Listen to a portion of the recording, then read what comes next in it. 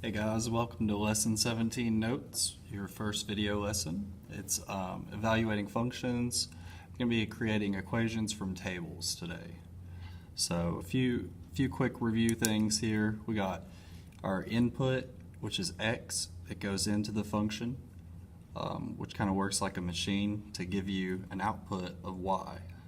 So the function rule or equation, today we're going to be looking at what do we need to do to x to get y. Okay, so starting with this formula here, y equals mx plus b. Hopefully you guys remember that. It's called slope-intercept form. You don't need to know that today, but that's what it's called. For y, you can put here any y value. For x, you can say any x value. And then these two have to kind of go together. So if you want to draw like a connecting arrow to make sure these go together, that would probably be helpful. All right, so the two bigger things here would be m and b. So you might be like, what's m, what's b? M is the slope. So it's the slope or rate of change.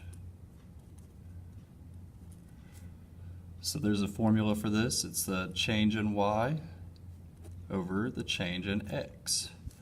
Or you might remember y2 minus y1 over x2 minus x1. All right. So that's the thing that goes with our x variable there. B is just the y-intercept. So we've talked about y-intercepts a little bit. Yeah, it's going to stand alone, and just remember that B stands for the y-intercept. So just make a note here. Anytime we have a y-intercept, I'm abbreviating intercept there. Anytime we have a y-intercept, x is at 0. Okay, and that's because the y-axis is located at an x value of 0. So anytime we cross the y-axis, which is what y-intercepts are, x is going to be 0. So might come in handy a little bit later. So looking at a few of these, we have example 1, and we also have some steps. So let's go ahead and do these steps here. Step 1, you want to figure out what's happening to y with each change in x. So figure out what's happening to y with each change in x. Okay, so this goes back to that formula, change in y over change in x. Okay, and that equals your m. All right, so in this one, let's do just that.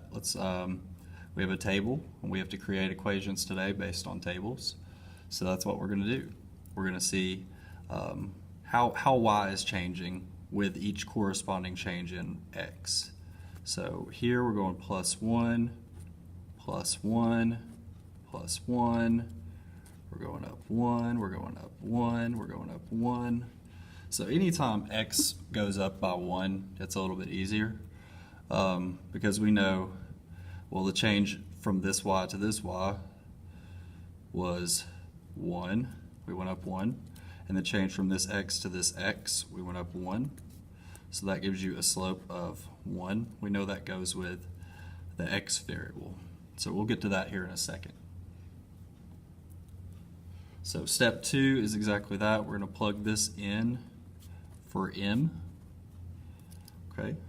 So that's let me get a different color here. That's going to be in this formula here, y equals mx plus b.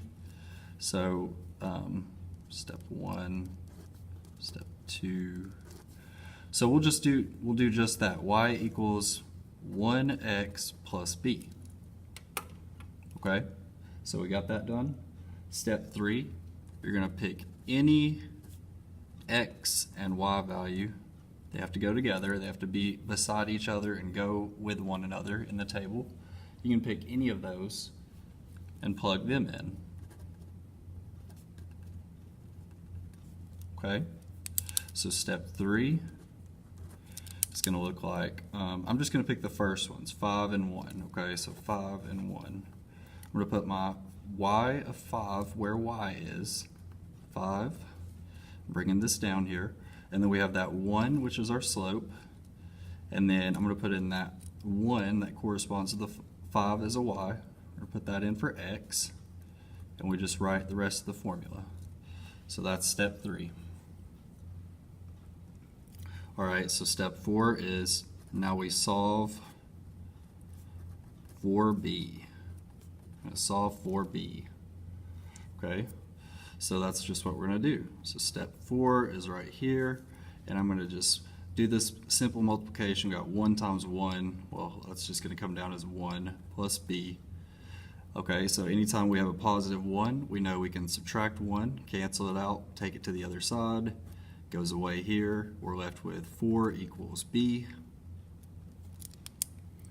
Alright, and just in time, for step 5, we're going to take out the x and y values we used.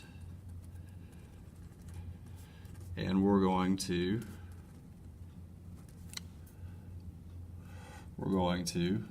put in that b value.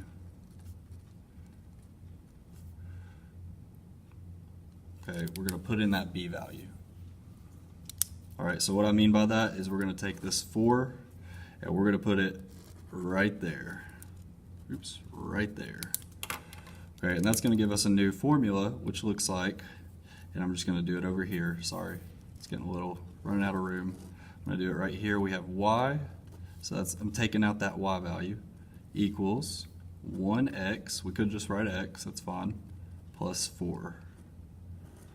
So that's the answer for example 1.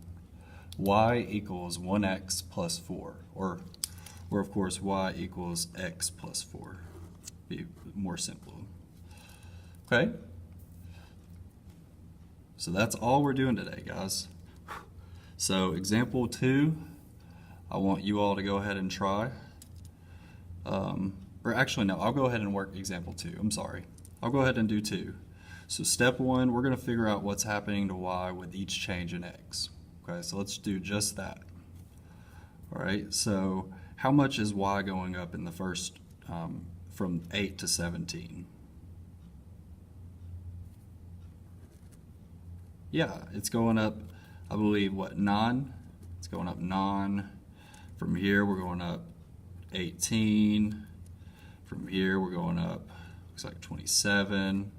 And here we're going up 9. Here we're going up 1, going up 2, going up 3. Okay, so step 1 is we need to do that change in y over change in x formula. Okay, so that's what we'll do. And they have to go together. Okay, so this change would have to go with this change. If we did this one, it would have to go with that.